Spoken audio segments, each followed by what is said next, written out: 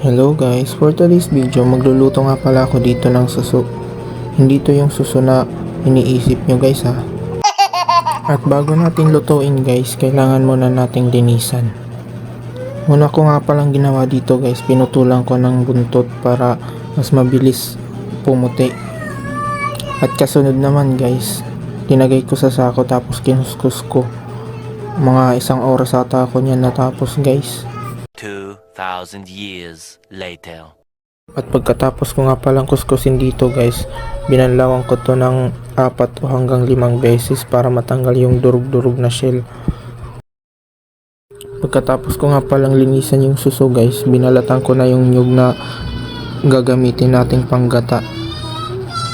Matagal-tagal ko din tong binalatan, halos abutin ako ng 1 oras dahil hindi ako marunong magbalat niyan eh. Napilitan lang. What? Dito nga pala guys, nung nabuksan ko yung pangalawang nyug, nagulat ako sa laman niya. Kalaki-laki ba naman ang kinuha ko, tapos ganito lang kaliit yung nasa loob. Buisit na yan. At dito guys, agad-agad ko nang kinayod yung nyug dahil nagugutom na si madam, pati ako pala. Oh no! Habang nagkakayod pala ako ng nyug dito guys, may bodyguard pala ako. Tingnan nyo naman guys yung bodyguard ko, sanay sa puyatan niya no. Bago ko nga pala pinigaan to, sumiyar muna ako nyan. Yan kasi yung sinasabi nilang secret ingredients ng mga chef eh. Yan yung nagpapasarap ng ulam. Bali 2 piga nga pala yan guys. Yung unang piga, yan yung panghuling ilalagay sa ating suso. Tapos yung pangalawa naman, yun yung unang gagamitin para maluto yung suso. Nakakalito diba? Kahit ako nalilito eh, buisit na yan. Ito guys, sinalang ko na yung ating suso. Hinalo-halo ko lang muna hanggang 15 minutes para matanggal yung tubig sa loob niya. At dito hindi ko na pinatagal, lalagyan na natin yung pangalawang gata. Yan yung gagamitin natin para maluto yung ating suso.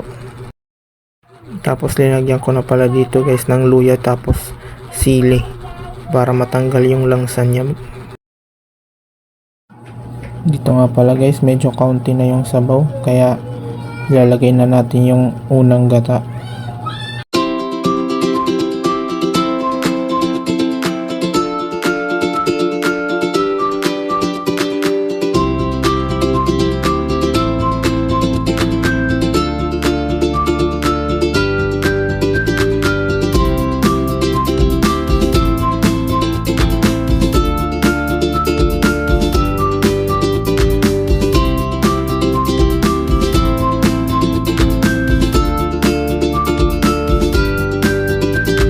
At ito na guys yung ating finished product.